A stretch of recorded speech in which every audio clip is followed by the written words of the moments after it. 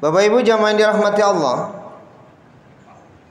ada sebuah istilah yang sering disebut oleh orang. Istilah ini bahasa Minang, terutama dalam kehidupan rumah tangga. Kadang-kadang kalau bertanya awak, bakok bapisah itu, bakok bacarai. Adonan menjawe lakinya palake tangan. Jadi ada istilah palake tangan. Mudah-mudahan di masaji oleh tidak ada suami nan palake tangan. Kan itu. Palake tangan. Kok dicari bahasa Indonesianya tidak bahasa bok depan anu palake tangan. Lake lengket, palengket tangan itu tidak mungkin. Palake tangan. Jadi kalau palake tangan kok artinya mudah bana Pak. Manampa bini, menjambak rambut bini, menampa bini, sakete salah tumbuk bini. Atau palake tangan. Malah ketahan bini Pak punya laki palake tangan. Baru ndak ikut tinggal. Jadi kalau bertanya kok bininya pai di rumah, suaminya palake tangan. Nah, Bapak Ibu jamaah yang dirahmati Allah, kita tadi membaca surat An-Nisa ayat 34, di mana Allah berfirman, Ar-rijalu qawwamuna 'alan nisa. Ini ayat ini banyak dihafal. Ar-rijalu qawwamuna 'alan nisa. Jadi laki-laki itu pemimpin bagi perempuan, atau laki-laki pelindung bagi perempuan. Kalau melindungi bapak ibu, pasti nan melindungi lebih kuat dari yang dilindungi Pak. Kan tidak mungkin lo yang dilindungi lebih kuat lo daripada yang melindungi. Logikanya kan seperti itu. Jadi ar-rijalu qawwamuna 'alan nisa, laki-laki itu pelindung perempuan, pelindung wanita. Laki-laki pemimpin bagi kaum perempuan. Kenapa kemudian laki-laki itu disebut pelindung bagi perempuan? Apa kelebihannya? Karena di sini disebut bima faddalallahu ba'dahum 'ala ba'din.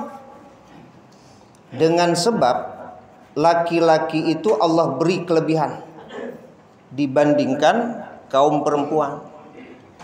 Secara fisik saja Bapak Ibu, laki-laki ku lebih tagok daripada manusia Pak. Kalau ditanya tenaga, laki-laki itu tenaganya lebih kuat dari perempuan Pak. Ya. Kan itulah. Kan itu. Nggak, logikanya kan begitu Pak Sudi. Makanya yang disabui orang tuh laki palake tangan. Sebab dari sisi fisik laki-laki itu lebih kuat daripada si Pak. Maka yang banyak terjadi itu memang lakinya palake tangan. Cuman kan ambo pernah lo mendengar Pak, bakok bacarainya aja. Bininya palake tangan. Aduh lo bini palake tangan. Lamah bana Pak. Bini lo palake tangan. Ayalah ampun. Aduh lo bini palake tangan. Memang bertanya tuh Pak. Bakok bacarainya aja bininya tuh. Weh Pak, bininya palake tangan. Wah, bini. Atlet apa mungkin bininya mana? Atlet bela diri. Malah saya lagi nih.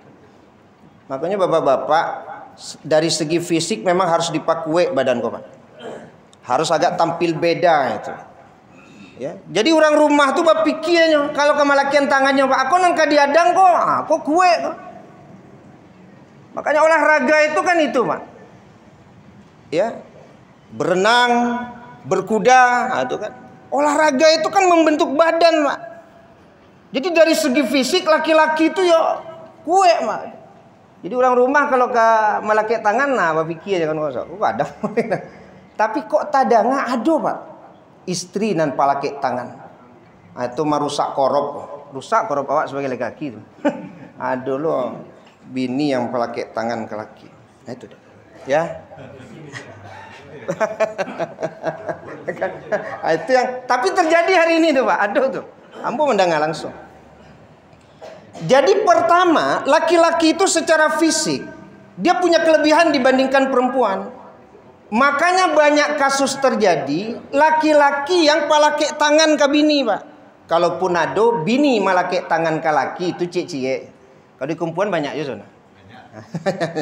Ah itu duraku mana tuh mah bini. Ini nampaknya pelaku enggak apa. Oh. Tak balik ya. Tak balik. Ah jadi itu yang pertama, Pak. Jadi dari kelebihan tadi fisik, ya. Kemudian yang kedua di sini disebut wa bima anfaqu min amwalihim.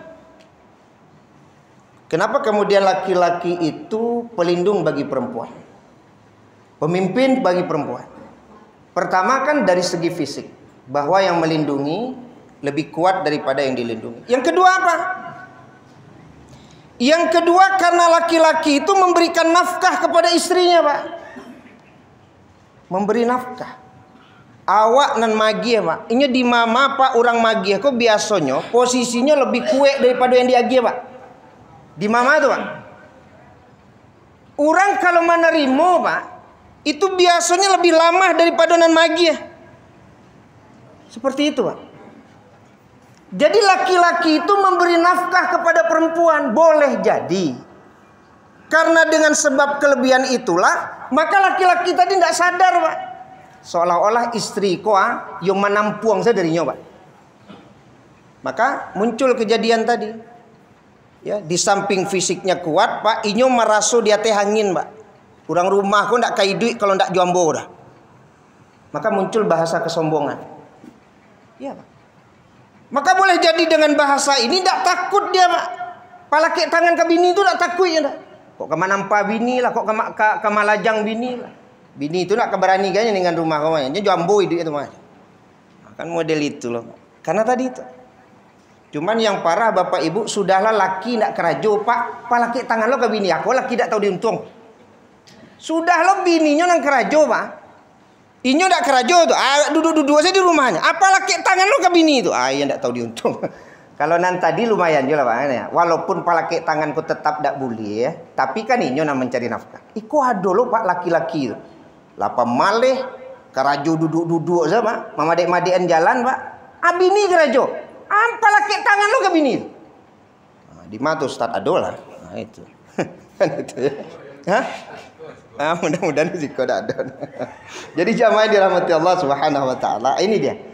Jadi laki-laki itu punya kelebihan di situ. Tapi kelebihan ini tidak kemudian membuat seorang suami itu menjadi sombong, Pak. Tidak membuat suami kemudian melakukan perbuatan yang dilarang dalam agama. Karena seolah-olah dia menguasai istrinya. Makanya ayat tadi kan berbicara, Pak. Ada tahapan-tahapan. Karena dalam rumah tangga kan tidak ada orang berumah tangga itu Bapak Ibu yang tidak ada masalah. Pasti ada masalah. Tapi kalau orang palake tangan, Paknya tidak bisa, Pak. Seketik saja, coba melayang sekali. Itu palake tangan. Kalau di dalam Al-Quran itu, surat An-Nisa ayat 34, itu kan ada tahapannya. Ya kan? Apa disebut di situ? Fa'izuhunna. Pertama, beri nasihat dulu istri. Dia aja nasihat, tidak main tampar, tidak main lajang, tidak murah, salah kayak tangan, dikasih nasihat dulu, Pak. Fa'izuhunna. Karena boleh jadi dengan nasihat itu, Pak, lailulu hatinya. Iya kan? Banyak kok dengan nasihat itu, Pak, istri yang awalnya pembangkang kepada suami, istri yang awalnya itu melawan kepada suami, baik dia, Pak. Ya kan? Nasihat dulu. Kalau orang pakai tangannya tidak masuk ke situ, Pak. Ya langsung saja itu. Fa'izuhunna, nasihati dulu dia. Ya. Kemudian yang kedua apa di sini? Wahjuruhunna fil madaji. Lalu pisahkan tempat tidurnya. Artinya pisah ranjang. Berarti kan ada tahapan. Dikasih nasihat, Pak, masih belum berubahnya. Pisah ranjang. Cuman padusi gini bagak, Pak. Aniang apa? Ini lebih aniang lo deh, Pak. Nah, itu lo padusi gini, Pak. Oh, diam-diam udah jadi. Barat talok di udah ke diam-diam. Ya kan? Ada lo bini udah tuh, Pak. Awak aniang lo, Pak. Lah seminggu ada mengecek, ini santai saja. Tidak berhasil gitu. Awak aniang lebih parah lah deh. Oh, diam udah jadi. Barat tak kau di udah. Barat mau. Itu lo padusi gini. Jadi kalau rasanya dengan memisahkan tempat tidur tidak berhasil, maka kata ulama sudah difaizuhuna saja. Kalau memang kita punya istri yang tipikalnya agak kareh Pak, awak bayani yang Pak nyobai diam. Saminggu dia awak mangan saminggu, 15 harinya yang sama. Kalau ndak awak mulai Pak, namun yang ngecek. Kalau model itu tipe istri kata ulama cukup pada batasan nasihati saja dia. Mudah-mudahan nasihat itu mampu menyentuh hatinya. Sebablah dicuba Pak mendiamkannya pisah ranjang. Ndak ada masalah dia. Awak nampak yang sebetulnya Pak. Ini ndak ada masalah. Jadi dinasihat. Baru nanti yang ketiga, ini bagi yang memang kalau dengan memukul istri itu akan mampu merubah istri, Pak. Tapi ini pilihan terakhir. Dan ulama berpendapat kalau seandainya dengan menasehati cukup, maka tidak harus sampai kepada yang ketiga, memukul. Memukul dalam pengertian memukul yang mendidik. Ya, dengan tangan, ya. Tapi tidak dengan cemeti atau pelecut, tidak lain sebagainya. Bahkan dengan sapu tangan yang dilipat, kata ulama. Memukul itu hanya sebatas memberitahu bahwa kita itu tidak suka dengan perangainya itu Pak. Itu sebenarnya bukan untuk menyakiti. Tapi sekali lagi Bapak Ibu, bahwa memukul sudah pilihan terakhir. Jangan beko gara-gara dilapi ya Pak, nyobain tambang ambu di rumah. Artinya apa? Kalau seandainya dengan memukul membuat istri lebih bertambah membangkangnya, jangan diambil itu. Ya ada beko Pak, ya kan? Dek gara-gara dilapi itu Pak, nyomara sodak nyaman, nyobai mana pulang ke rumah kayaknya lah. Siap tuh awalnya nampaknya pulang lagi. Jadi kalau umpamanya khawatir nususnya itu bertambah, maka kata ulama cukup menasehati itu. Tapi jangan di awal sudah memukul langsung. Kalau palaki tangan kan di situ Pak, di awal sudah memukul. Nah, hadis yang diriwayatkan Imam Al-Bukhari bahwasanya Rasulullah bersabda, la yajlidu ahadukum imra'atahu jaldal abdi.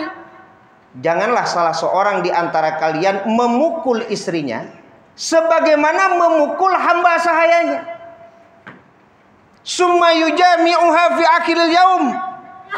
Kemudian dia berkumpul atau berjima lagi dengan istrinya pada akhir hari.